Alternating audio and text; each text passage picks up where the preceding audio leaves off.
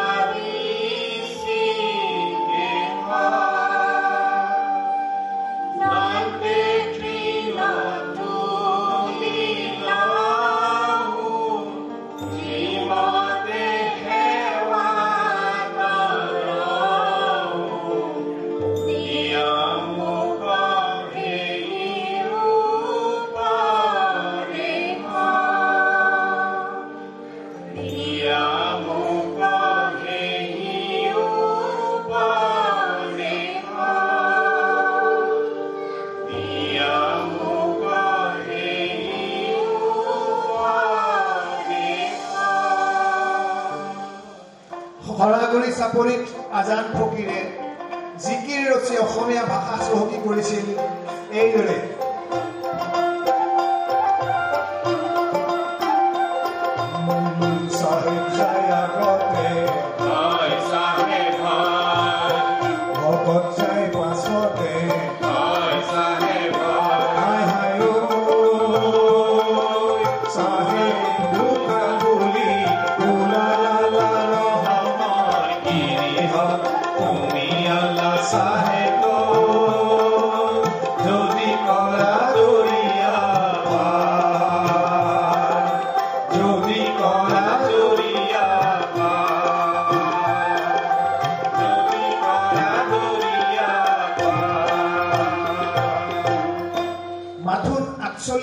বছৰৰ অতিশয় এক চমু জীৱন পৰিক্ৰমাৰে সপোন কোঁৱৰ ৰূপ কোঁৱৰ জ্যোতিপ্ৰসাদ আগৰৱালাদেৱে অসমৰ সাংস্কৃতিক জগতলৈ এক অনবদ্য অৱদান আগবঢ়াই থৈ গ'ল তেখেতৰ গীতেৰে, তেখেতৰ ছবিৰে। এয়া জ্যোতিপ্ৰসাদ আগৰৱালাদেৱৰ ৰচিত দুটি গীত আৰম্ভ কৰিবলৈ লৈছোঁ।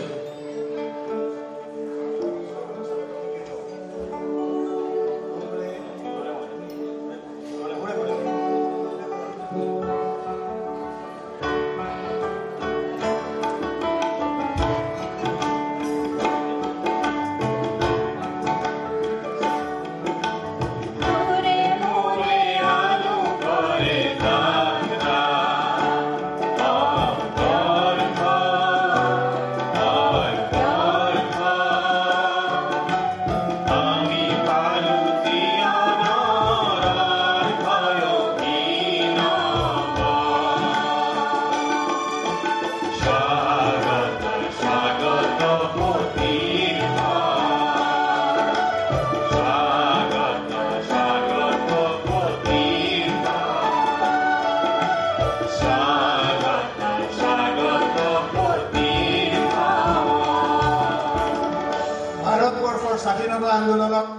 গতি দিছিল তেখেতৰ আন এটি গীতেৰে এইদৰে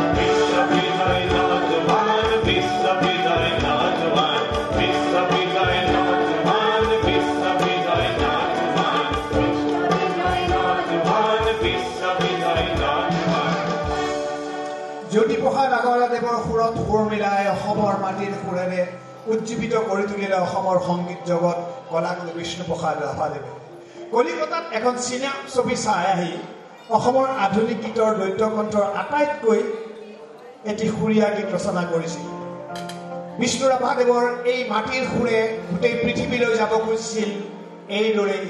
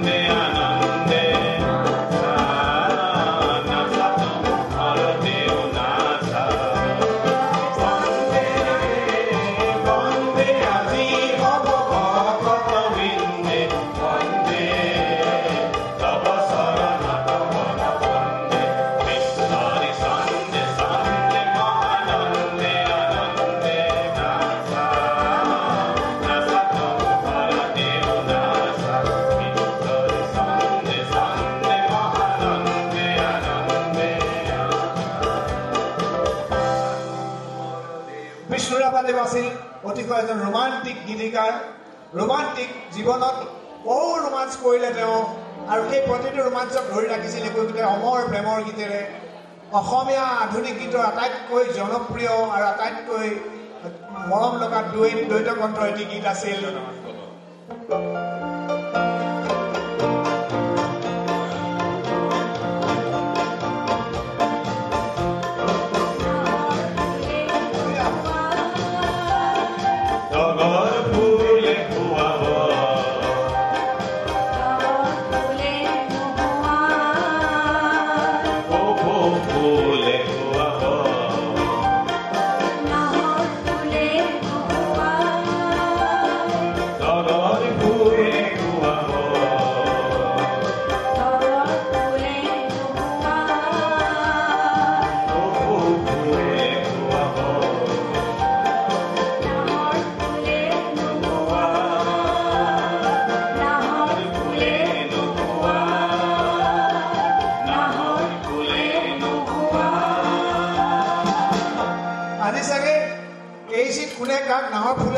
নাহৰ ফুল দিছিল চাগে অলপ ভাবি আছে কোনোবাই হয়তো মই আশা কৰিছোঁ মনত পৰিছে চাগে কোনে নাহৰ ফুল দিছিল কোনে কবিতা লিখিছিল তুমি আহিলে হাস নাহানাই সুৰভি বিৰাই মোৰ পদূলিত ইত্যাদি ইত্যাদি এনেকুৱা গান শুনিলে বোধহয় আপোনালোকৰ সেই ৰোমান্টিক দিনবিলাকলৈ বোধহয় মনত পৰিছে কাৰোবাৰ প্ৰেম হয়তো সফল হ'ল বা নহ'ল যিয়ে হওক মধুৰ স্মৃতি আপোনালোকৰ বোধহয় জাগি উঠিছে তাৰপিছত মনত পৰিছে আমাৰ প্ৰসাদ বৰুৱাদেৱলৈ শিৱসাগৰৰ সোণাৰীত বহি জাতে পাতে ঘৰুৱা অসমীয়া ভাষাৰে গীত ৰচিছিল গীতি কবি প্ৰসাদ বৰুৱাদেৱে তেখেতে পৰিচালনা কৰিছিল এখন ৰুনুমি নামৰ অসমীয়া কথাছবিও তেখেতৰ এটি গীত আমি সমবেত কণ্ঠত গুণগুণাব খুজিছোঁ পুজো আহা আই মাতৃ চৰণ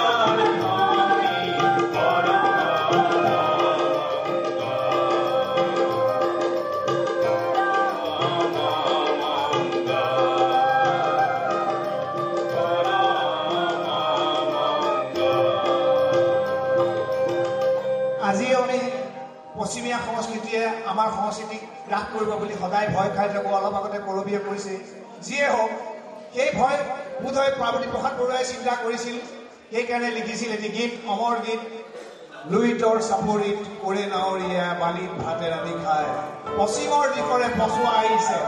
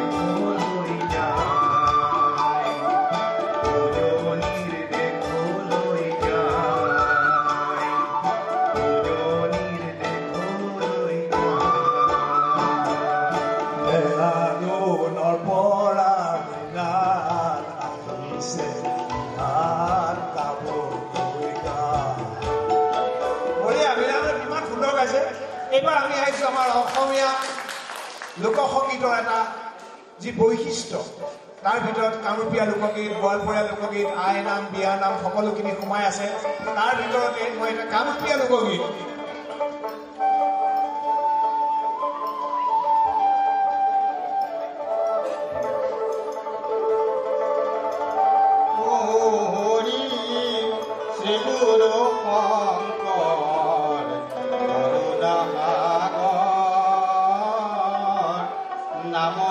Party.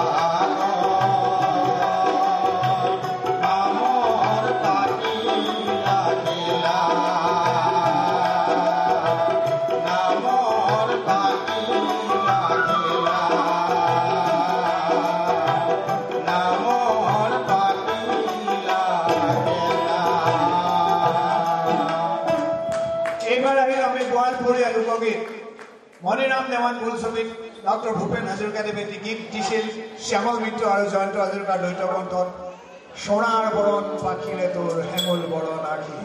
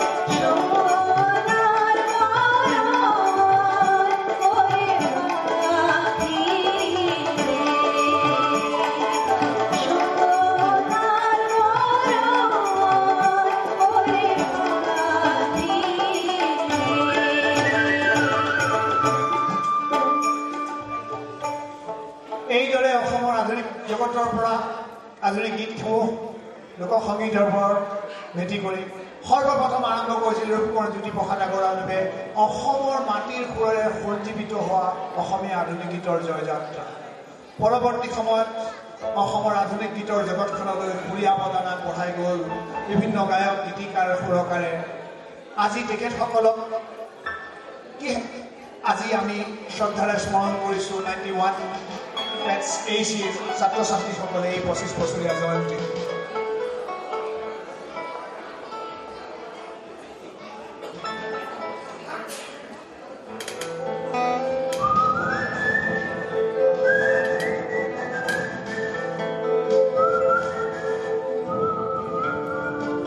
এই কবিটো শুনিলে কালে মনত পৰে?